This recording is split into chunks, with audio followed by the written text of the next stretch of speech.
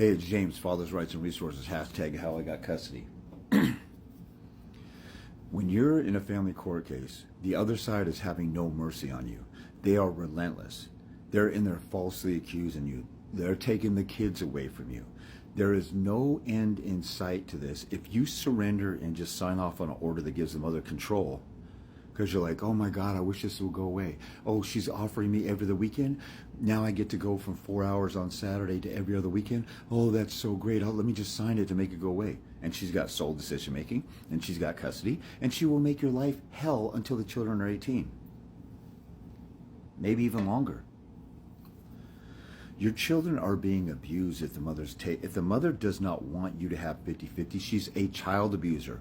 Wake the hell up to that reality. And then when you go to court, if she gets an attorney, these guardian items, the parenting evaluator, the anger management assessment folks, they assume that you're a monster once you're accused, and they're looking for something to pin on you so they can refer you to their services, and then they make thousands of dollars off of you. These people are sick, twisted predators, and you want to dance around like, let me play Mr. Nice Guy, let me be a Boy Scout, and then I'll win some medals, and I'll win a ribbon on my arm for being Mr. Nice Guy, sissy, pussyfoot bitch. This is a war over your kids. This is for your life and sanity of your kids. If a father's not in the home full time, the odds go up astronomically that your kids will have mental health issues, suicidal issues, depression, drugs, alcohol, all that stuff. The stuff that's provided by a man to create a child's identity and confidence and discipline in life that women generally don't provide will automatically put your child in danger to be dysfunctional in society. We have a society filled with absent father kids, or kids that didn't grow up without a father. The mother is intentionally, and if you're a woman, you can look at this as a narcissistic father doing this and messing your kid up, because the parental conflict is bad for the kids, period, especially if you were married, okay? Now, if the other side wants to settle on something extremely fair, or 50-50, we have joint decision making, fine. But if you have an intransigent, crazy person, they're going to be at war with you in conflict with all kinds of decision making. If you have a crazy person, you should want custody and full control. And since 95% of court cases settle out of court, if you play hardball and you play, you know the game chicken, where two cars are racing all the way up to a wall, and whoever hits the brakes first, they're the chicken.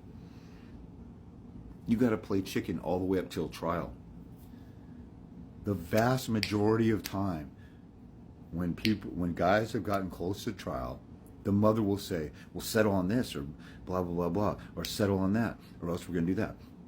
And the mother's offering them more than what they got. They're showing their cards that they don't want to go to trial. They can't afford an attorney, or they're getting worn down by the battle.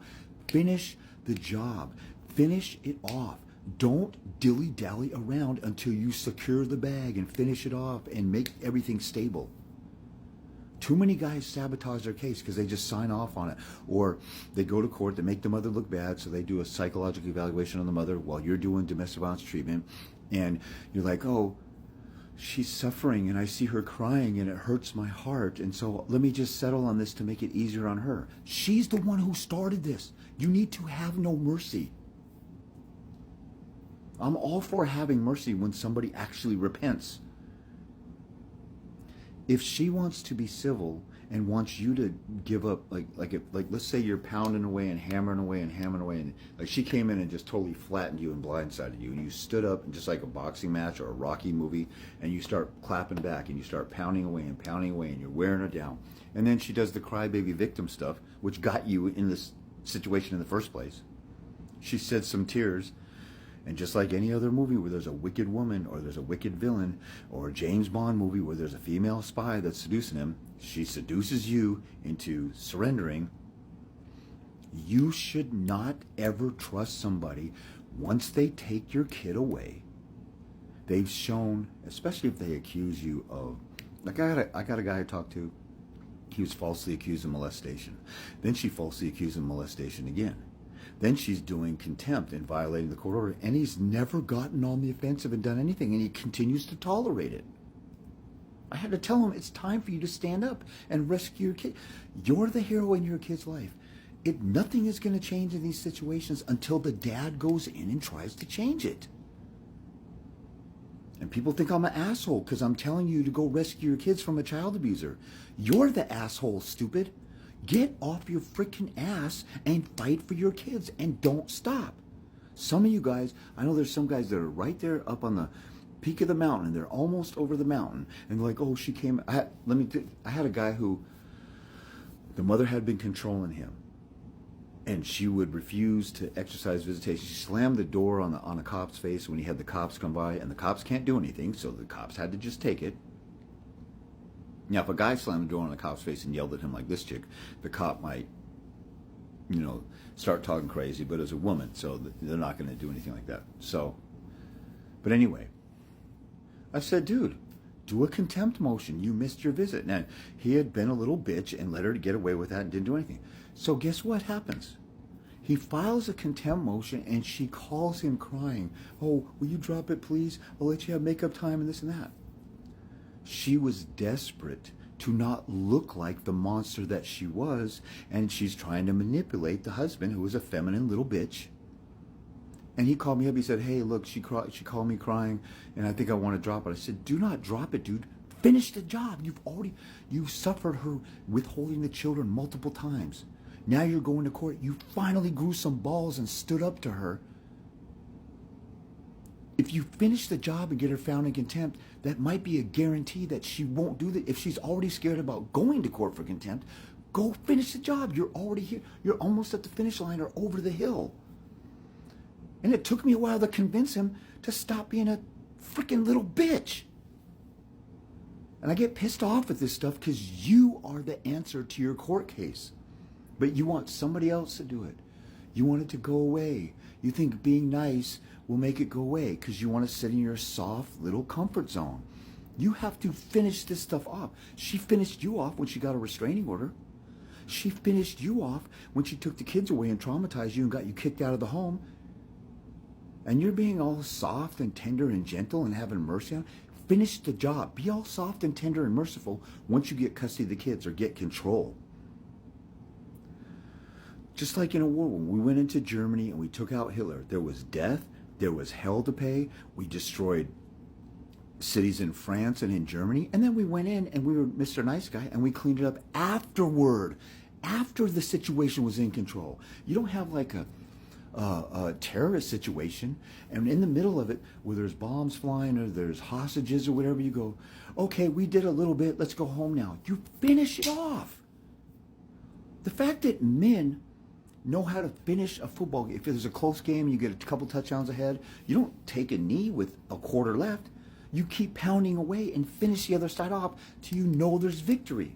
We know that in every other area of life. Or if you're going out hunting and then, I don't know, you come across a dangerous animal or there's a bear in the woods or something like that, and you see the bear and the bear goes away and you're like, okay, I'm totally safe. You wouldn't think that. You want to make sure the bear is gone or the bear is dead, and you're staying on alert. You don't just say, oh, phew, that was close. That was really stressful. Now I want to just sit on my laurels. But when it comes to family court, we turn into such freaking pussy-ass bitches.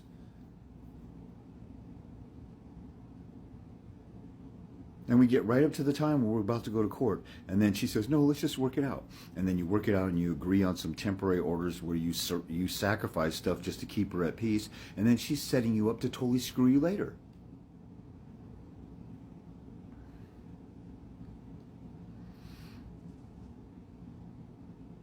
And then some of you guys act out of fear. Well, I'm afraid this will happen. I'm afraid that'll happen. I'm afraid that'll. Nothing's happened to you. You're still alive. You're not in jail. You haven't been executed. What are you afraid of?